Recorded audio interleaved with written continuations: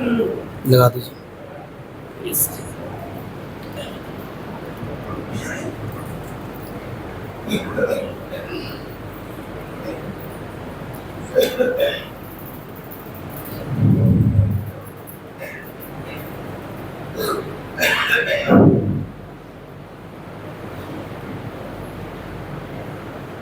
الحمدللہ رب العالمین والصلاۃ والسلام علی رسول الکریم وعلی آلہ وصحبہ اجمعین الی یوم الدین. اما بعد، اعوذ باللہ من الشیطان الرجیم، بسم اللہ الرحمن الرحیم. والعصر ان الانسان لفی خسر الا الذین آمنوا وعملوا الصالحات وتواصوا بالحق وتواصوا بالصبر. صدق اللہ العظیم. بسم اللہ الرحمن الرحیم. رب زدنی علما رب زدنی علما رب زدنی علما رب اشرح لی صدری ویسر لی امری واحلل عقدۃ من لسانی یفقہوا قولی.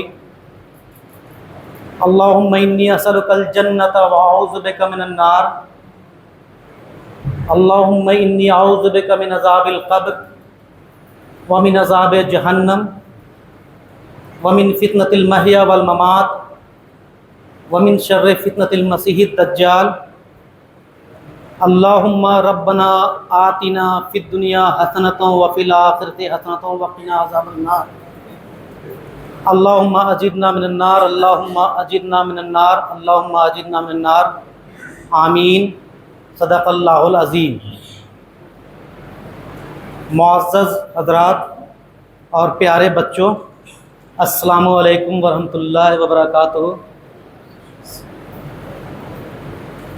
یہ ہم لوگوں کی خوش نصیبی ہے کہ ہم لوگ اس جمعہ کے مبارک موقع پہ ہارون نگر سیکٹر 1 کی مسجد میں اللہ کے حضور نماز کی ادائیگی کے لیے حاضر ہیں. یہ ذوالقعدہ کا مہینہ ہے، اس کی 23 تاریخ ہے اور 1445 ہجری کا یہ 11واں مہینہ ہے.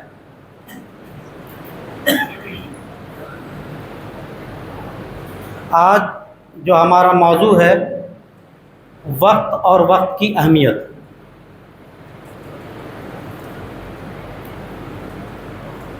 وقت کیا ہے؟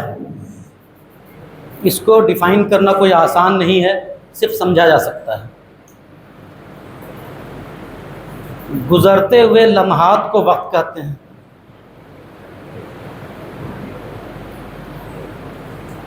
وقت ایک جاری سلسلہ ہے وجود اور واقعات کا، جو پاسٹ سے ہوتے ہوئے پرزنٹ کے راستے چلتے ہوئے اور فیوچر میں داخل ہو جاتا ہے. مثال کے طور پہ جب ایک انسان پیدا ہوتا ہے تو جیسے ہی پیدا ہوتا ہے اس کا تاریخ اور وقت نوٹ کر لیا جاتا ہے، تو وہاں سے اس کا وقت شروع ہو جاتا ہے اس بچے کا. اور وہ بچہ بڑا ہوتا جاتا ہے اور پھر ایک عمر گزارنے کے بعد ایک وقت آتا ہے کہ وہ دنیا سے چلا جاتا ہے، تو کہا جاتا ہے کہ اس کا وقت پورا ہو گیا. یہ وقت ہے. وہاں سے شروع ہوا پیدائش سے موت تک وقت کا مرحلہ چلا. وقت ایک برف کی مانند ہے. اگر برف کو فریج سے نکال کے رکھ دیا جائے تو وہ پگھل جائے گا. اسی طرح سے وقت گزر جائے گا. اگر صبح ہوئی، فجر کی نماز پڑھ لیا، اپنے کام میں لگ گئے، پھر ظہر عصر کی بھی نماز پڑھ لیا، وقت گزر گیا. صبح ہوئی، فجر کی نماز نہیں پڑھ پائے، دن گزر گیا، کچھ کام بھی نہیں کر پائے. شام ہو گئی، پھر بھی وقت گزر گیا. کیا معنی ہے کہ وقت جو ہے وہ کسی بھی چیز کا انتظار نہیں کرتا ہے. وقت ایک دروازہ ہے اور اسی دروازے سے انسان کے زندگی میں اچھائی اور برائی داخل ہوتی ہے۔ اب انسان کو دیکھنا ہے کس طرح سے وہ اس اچھائی کا استعمال کرتا ہے، برائی کو روکتا ہے۔ وقت شروع کہاں سے ہوتا ہے؟ وقت شروع ہوتا ہے کلک، گھڑی میں ہم لوگ کبھی کبھی کلک کی آواز سنتے ہیں، کلک سے شروع ہوتا ہے۔ کلک کے بعد لمحہ آتا ہے، لمحہ کے بعد سیکنڈ، سیکنڈ منٹ میں کنورٹ ہوتا ہے، منٹ گھنٹے میں، گھنٹہ دن رات، دن رات سے ہفتہ تیار ہوتا ہے، ہفتہ سے مہینہ تیار ہوتا ہے، مہینہ سے سال، سال سے پوری زندگی، اور زندگی سے پورا زمانہ۔ یہ وقت ہے، کلک سے سٹارٹ ہو کے زمانہ تک چلا جاتا ہے۔ وقت بہت ہی امپورٹنٹ چیز ہے۔ وقت اتنا امپورٹنٹ ہے کہ جس کو ہم امیجن نہیں کر سکتے ہیں۔ وقت ہم کیا کرتے ہیں؟ بازاروں میں گھوم کر کے وقت کو برباد کر دیتے ہیں، مال میں گھومتے ہیں، سنیما ہال میں چلے جاتے ہیں، فالتو میں بازار میں جاتے ہیں کسی کام سے، شاپنگ سے، ضرورت کے تحت، وہ الگ چیز ہے۔ جن کی دکانیں ہیں، جن کا بزنس ہے، وہ الگ ہے، لیکن مٹر گشتی کے لیے بازاروں میں گھومتے ہیں تو یہ وقت کی بربادی ہے۔ اور صحیح مسلم کی حدیث نمبر 1528 میں آیا ہے کہ اللہ کے آخری نبی محمد رسول اللہ صلی اللہ تعالیٰ علیہ وسلم نے فرمایا کہ مسجد سب سے اچھی جگہ ہے اور بازار سب سے خراب جگہ ہے اللہ کے نزدیک۔ تو ہم لوگوں کو بازار میں اپنا وقت اتنا ہی دینا چاہیے جتنی ضرورت ہے۔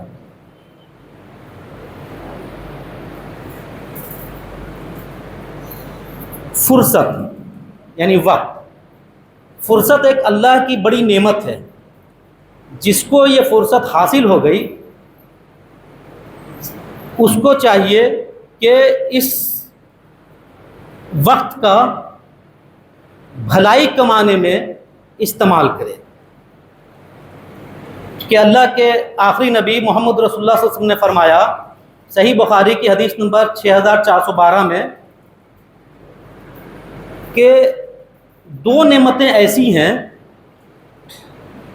اکثر انسان اس کی قدر نہیں کرتے۔ پہلی نعمت جو ہے وہ صحت ہے اور دوسری فراغت ہے، یعنی وقت۔ پہلی صحت ہے، دوسری فراغت ہے، یعنی اس دو نعمت میں آدھا حصہ وقت کا ہے۔ جب انسان تندرست ہوتا ہے، صحت مند ہوتا ہے، تو اس کے ذہن میں کچھ اور باتیں چلتی رہتی ہیں، اور جب انسان کے پاس فراغت ہوتا ہے تو موبائل پہ سوشل میڈیا میں دن رات وقت گزر جاتا ہے۔ اس کو یہ احساس بھی نہیں ہوتا ہے کہ اللہ کی تسبیح کر لیں، استغفار پڑھ لیں، لاحول پڑھ لیں۔ اذان بھی ہو جاتی ہے، نماز کا بھی وقت ختم ہو جاتا ہے، پھر بھی پتہ نہیں چلتا ہے کہ کیا ہوا۔ تو یہ ہے فراغت۔ یہ تو دو بڑی نعمت ہے جس کی انسان قدر نہیں کرتا ہے۔ مستدرک للحاکم میں حدیث نمبر 7846 میں آیا ہے کہ اللہ کے پیارے نبی صلی اللہ تعالیٰ علیہ وسلم نے فرمایا کہ 5 چیزوں کو 5 چیزوں سے پہلے غنیمت جانو، یعنی 5 چیزیں بہت غنیمت والی ہیں، اللہ تعالیٰ نے عنایت کی ہیں: جوانی، صحت، امیری، فراغت اور زندگی۔ پہلی چیز جوانی، چوتھی فراغت اور 5ویں زندگی۔ یعنی 5 میں سے 3 جو ہے وہ وقت سے ریلیٹڈ ہے۔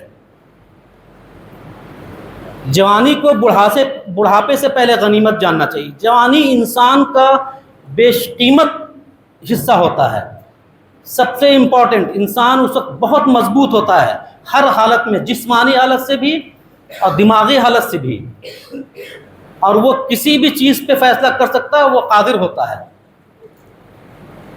تو انسان کو سوچنا چاہیے کہ اس جوانی کا کیا استعمال کرنا چاہیے۔ صحت، کون جانتا ہے کہ صحت ابھی ہے اور کل نہیں رہے گی؟ کورونا آیا، کتنے لوگوں کو اپنے ساتھ لے کے چلا گیا. تو اس کو غنیمت جاننا چاہیے. بیماری سے پہلے صحت کو، امیری سے پہلے غریبی کو. ایک بار زلزلہ آتا ہے، پورا کا پورا ساری چیزیں برباد ہو جاتی ہیں. امیر سے لے کے غریب سب کیمپ میں چلے جاتے ہیں.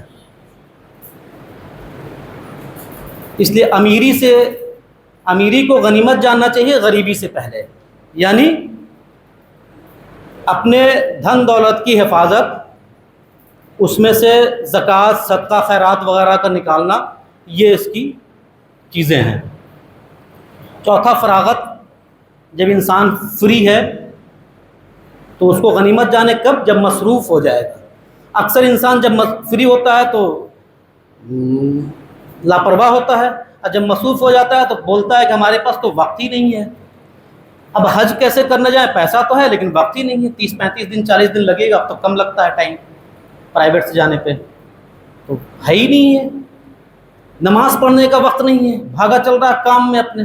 جب فری تھا تو کچھ نہیں.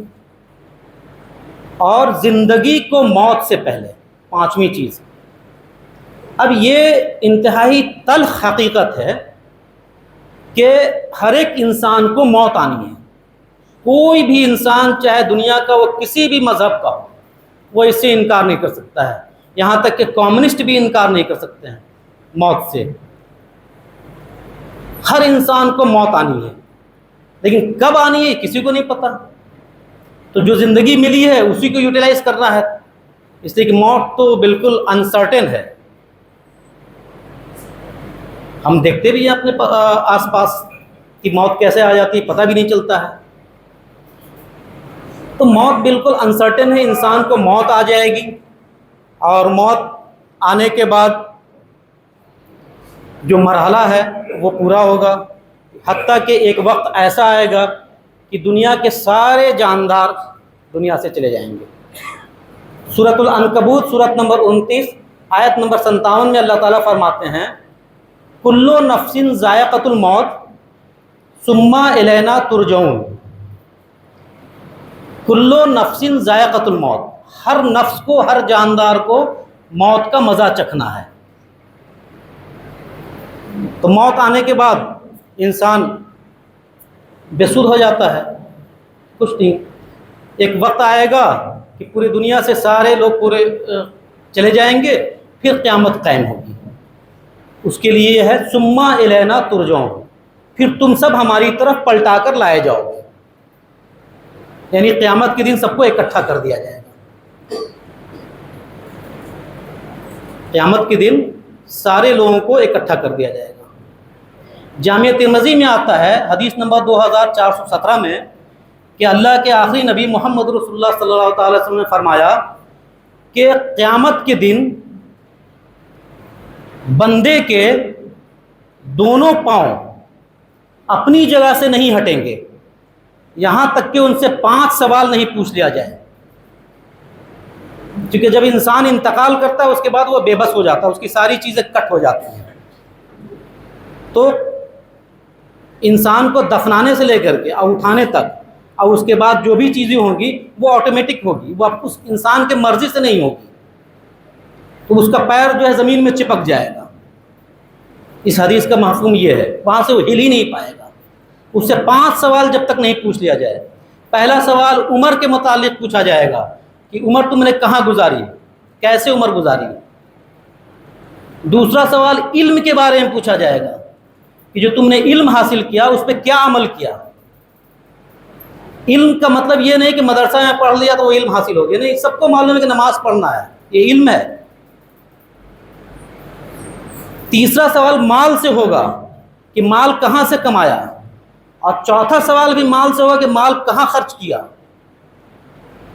اور 5واں سوال ہوگا کہ جسم کہاں کھپایا. یہ جسم جو ہے، جو دکھ رہا ہے جسم، یہ اس کو کہاں کھپایا، اس کے لیے کیا کیا، اس جسم سے کیا فائدہ حاصل خود کیا اور دوسروں کو کیا فائدہ حاصل دیا. تو یہ ہے قیامت کا منظر. اور وہ قیامت کا منظر تو ایسا ہے کہ وہ قیامت کا جو دن ہوگا ایک دن 50,000 سال کے برابر ہوگا۔ سورۃ المعارج سورت نمبر 70 آیت نمبر 4 میں اللہ تعالیٰ فرماتے ہیں کہ ایک دن قیامت کا جو ایک دن ہے دنیا کے حساب سے 50,000 سال کا ہوگا۔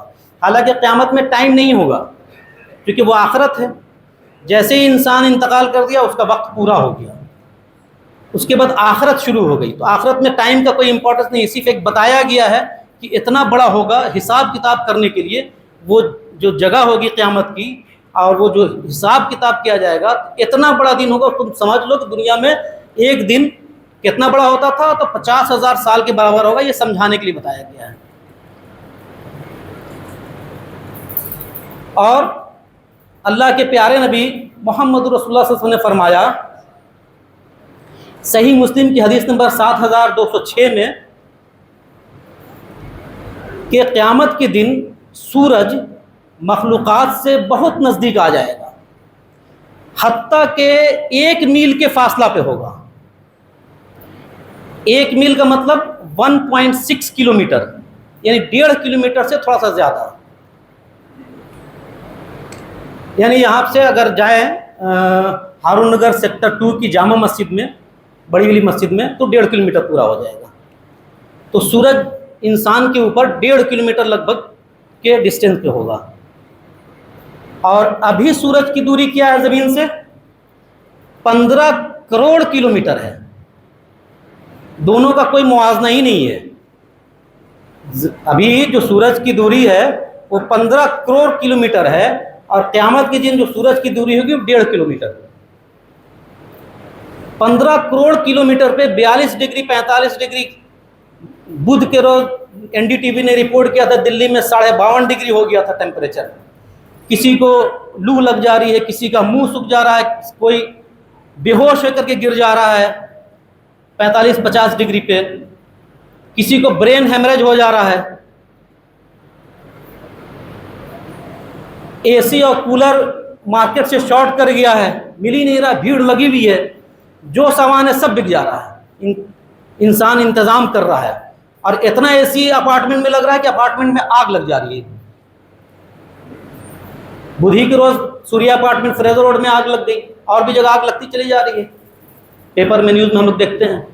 تو یہ حالت ہے اس گرمی کا، جہاں پہ سورج 15 کروڑ کلومیٹر کی دوری پہ ہے، اور جب قیامت کے دن 1 میل کے فاصلہ پہ ہوگا تو کیا حالت ہوگی۔ تو اللہ کے پیارے نبی صلی اللہ علیہ وسلم نے فرمایا کہ اس دن اللہ کے عرش کے سایہ کے علاوہ کوئی دوسرا سایہ نہیں ہوگا۔ بخاری کی صحیح بخاری کی حدیث نمبر 6806 میں یہ، اور اس عرش کے سائے میں 7 طرح کے لوگ ہوں گے، اور دوسرا شخص وہ ہوگا وہ نوجوان جس نے اپنی جوانی اللہ کی عبادت میں گزاری، یہ دوسرا شخص ہوگا۔ اب یہ نوجوان جو اللہ کے عبادت میں جوانی گزارے گا، اس کا مطلب یہ نہیں ہے کہ 24 گھنٹہ وہ عبادت کرتا ہو، نہیں۔ اسلام نے بیلنس بنایا ہے ساری چیزوں کا۔ سماج میں رہ کر کے عبادت کرنی ہے، کہیں جا کر کے چھپ نہیں جانا ہے، بیوی بال بچوں کو چھوڑ کے کہیں چلے نہیں جانا ہے، فیملی کو، سوسائٹی کو، رشتہ دار کو چھوڑ کے کہیں نہیں جانا ہے، اسی سماج میں رہ کر کے عبادت کرنی ہے۔ اور جو عبادت بتایا گیا وہی کرنی ہے، اس میں عبادت میں تھوڑا سا ورد و وظائف بڑھانا ہے، اور باقی چیزیں جو ہے حقوق العباد وغیرہ اس کو پورا کرنا ہے۔ تو یہ دوسرے طرح کا شخص ہوگا۔ تو یہ عالم ہے، اور یہ سب وقت سے ریلیٹڈ ہے۔ جوانی جو ہے وہ وقت سے ریلیٹڈ ہے، اس لیے کہ سب سے بیش قیمت وقت انسان کا جو ہوتا ہے وہ جوانی کا وقت ہوتا ہے۔ تو ہمیں اس پہ سوچنا ہوگا۔ اللہ کے پیارے نبی محمد رسول اللہ صلی اللہ علیہ وسلم نے فرمایا صحیح بخاری کی حدیث نمبر 4939 اور 103 میں، اور صحیح مسلم کی حدیث نمبر 7228 میں، کہ قیامت کے دن جس کسی سے بھی حساب و کتاب شروع ہو گیا وہ ہلاک ہو گیا۔ یہ بتا دیا گیا ہے۔ اگر کوئی غلط فہمی میں ہے کہ ہم اتنی عبادت کرتے ہیں تو اتنا ثواب ہے، اتنا گناہ ہے، مائنس کر کے اگر کسی سے بھی حساب و کتاب شروع ہو گیا، یہ حدیث شریف ہے صحیح بخاری اور مسلم میں، تو وہ ہلاک ہو گیا، اس کے بچنے کا کوئی چانس ہی نہیں ہے۔ اس کے لیے ایک دعا بتایا اللہ کے پیارے نبی صلی اللہ علیہ وسلم نے، اللہم حاسبنی حسابا یسیرا، اے اللہ میرے حساب کو قیامت کے دن آسان فرما دے۔ آپ لوگ بھی دوہرا لیجئے ایک بار، بسم اللہ الرحمن الرحیم، اللہم حاسبنی حسابا یسیرا۔ یہ میری جو تقریر ہے فیس بک اور یوٹیوب پہ رہتی ہے، تو آپ وہاں سے دیکھ کے بھی، چونکہ یاد تو ہوگا نہیں، اور کسی کو ریفرنس کے لیے حدیث شریف دیکھنی ہے تو پھر وہ دیکھ سکتے ہیں۔ تو اس دعا کو ضرور یاد کر لیں، اللہم حاسبنی حسابا یسیرا، اے اللہ میرے حساب کو قیامت کے دن آسان فرما دے۔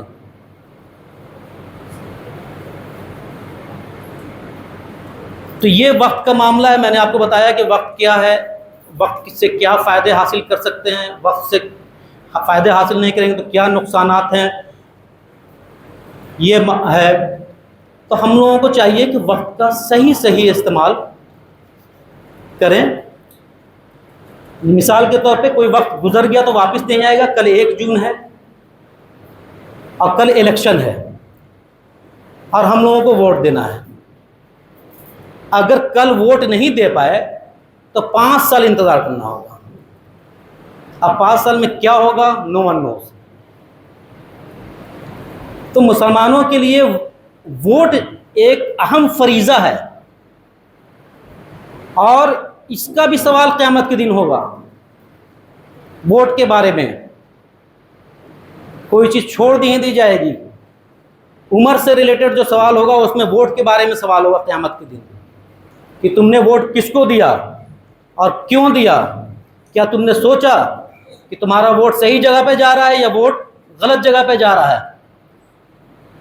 یہ بہت اہم ہے۔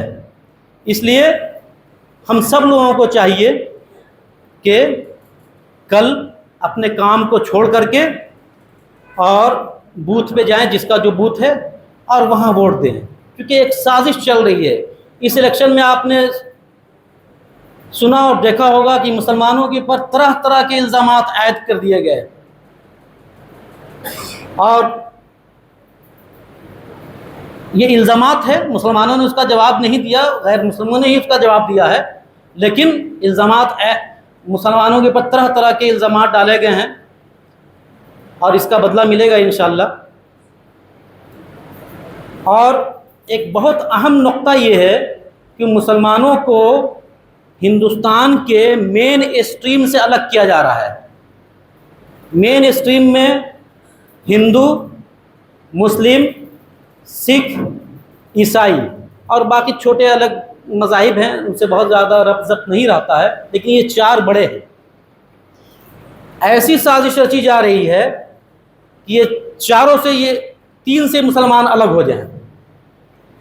ہماری آبادی صرف 15% ہے اس ملک میں، اور ہماری پولیٹیکل حیثیت بھی نہیں ابھی تک ہے، جو بھی تھی وہ ختم ہوتی چلی جا رہی ہے۔ تو ہمیں کیا چاہیے؟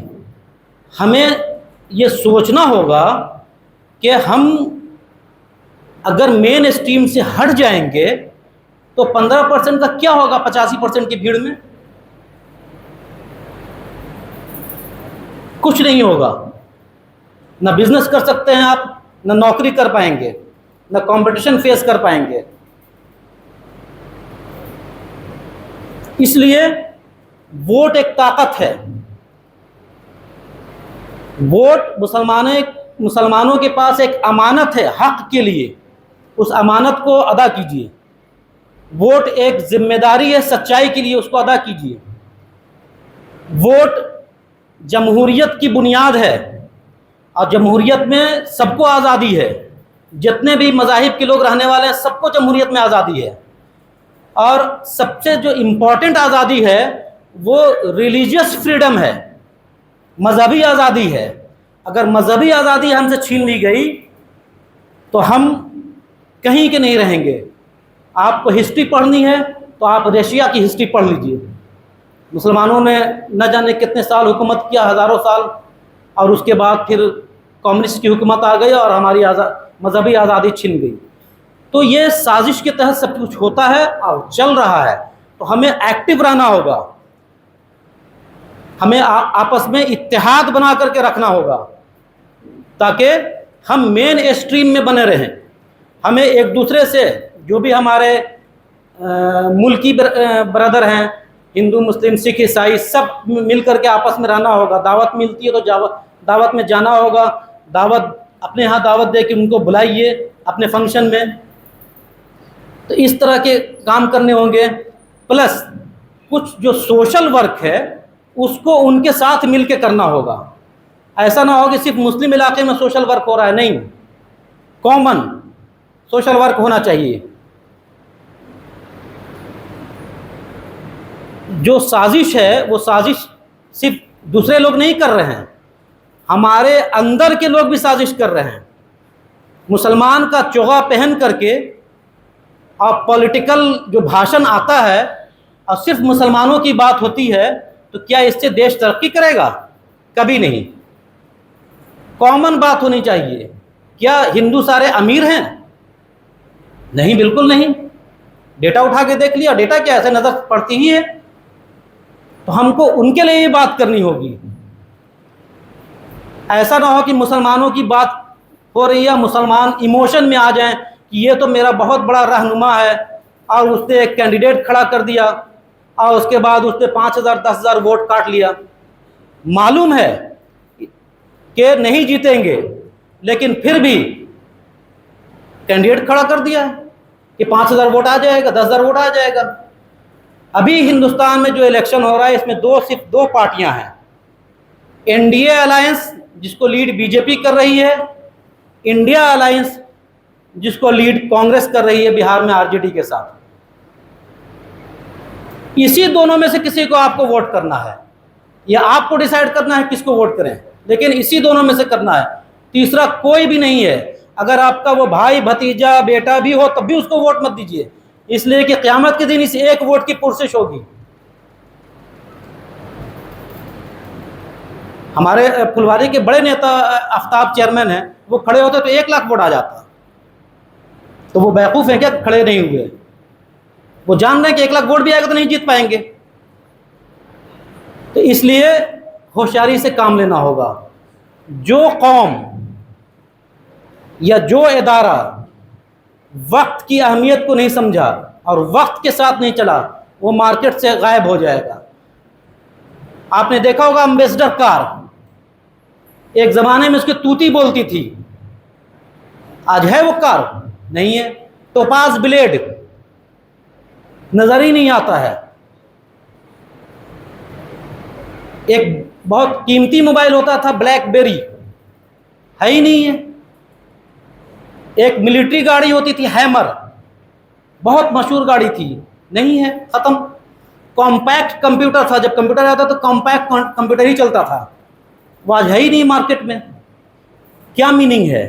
ان لوگوں نے اپنے آپ کو وقت کے ساتھ نہیں ڈھالا, وقت کو یوٹیلائز نہیں کیا, وقت کو استعمال نہیں کیا. نتیجہ کیا ہوا؟ وقت نے ان کو باہر کر دیا. وقت اچھوں کو باہر کر دیتی ہے. اتنی بڑی مغلیہ سلطنت, ان کے اولاد کا یہ پتہ نہیں ہے, وقت نے ان کو باہر کر دیا. کیوں باہر کر دیا؟ انہوں نے نہ مدارس کھولے, نہ اسکول کھولے, نہ یونیورسٹی کھولا, اور نہ ہی نماز پڑھنے کا انتظام تو مسجد میں ہوتا تھا, لیکن زکوٰۃ کا کوئی نظام ہی نہیں تھا. تو یہ حالت تھی. تو ہمیں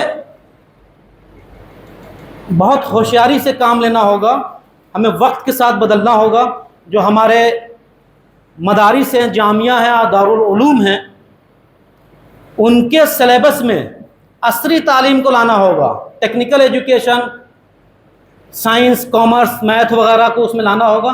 گجرات میں بہت اچھا چل رہا ہے, 100 سے زیادہ مدارس ہیں, جامعہ ہیں, جہاں پہ بچے حفظ بھی کر رہے ہیں, عالم فاضل بننے کے بعد وہ ڈاکٹر, انجینئر, وکیل بن رہے ہیں. تو یہ ہم لوگوں کو کرنا ہوگا. ایک زمانہ ایسا تھا کہ مسلمان 1000 سال آگے کی سوچتا تھا, وقت اس مسلمان کے پیچھے چلتا تھا۔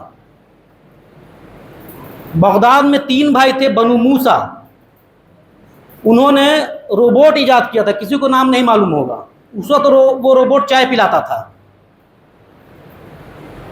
بڑے سائنٹسٹ تھے عباس ابن فرناس، جنہوں نے فرسٹ گلائیڈر بنایا تھا، فلائٹ، ان کو کہتے ہیں فادر آف ماڈرن ایویشن۔ ہمارے بچوں کو جاننا چاہیے یہ سب نام۔ ایک اور بڑے سائنٹسٹ تھے ابن الہیثم، انہوں نے چشمہ اور کیمرہ ڈیولپ کیا تھا، ان کو کہتے تھے فادر آف ماڈرن آپٹکس۔ الخوارزمی اور الکندی 2 میتھمیٹیشین تھے، پورا الجبرا انہوں نے ڈیولپ کیا، 1 سے لے کے 9 تک ڈیولپ کیا، لیکن ان کے پاس آگے بڑھنے کا کوئی راستہ ہی نہیں تھا۔ معلوم ہوا کہ ہندوستان میں شونیہ کی بہت اہمیت ہے، ہندو دھرم میں شونیہ کی بہت اہمیت ہے، تو ان لوگوں نے اس شونیہ پہ ریسرچ کیا، ریسرچ کرنے کے بعد اس کو جب حاصل کیا تو اس سے پورا الجبرا ڈیولپ ہو گیا۔ تو یہ مسلمانوں کے کارنامے میں چھوٹا سا میں نے بتایا، آپ کو ہزاروں کارنامے ہیں۔ تو یہ ہے وقت کی اہمیت۔ تو ہم انشاءاللہ کل ووٹ ڈالیں گے، اور سب کوئی وقت نکال کر کے اپنے وقت کے حساب سے اپنے اپنے بوتھ پہ جا کر کے ووٹ ڈالے۔ آئیے دعا کرتے ہیں اللہ تعالیٰ سے کہ جو غلطیاں ہوئی ہیں ابھی کچھ بیان کرنے میں، اللہ تعالیٰ معاف فرمائے، اور آپ لوگوں کو سننے میں اگر کچھ برا لگا ہو تو آپ لوگ اس کو درگزر کر دیں۔ سبحان ربک رب العزت عما یصفون وسلام علی المرسلین والحمد للہ رب العالمین۔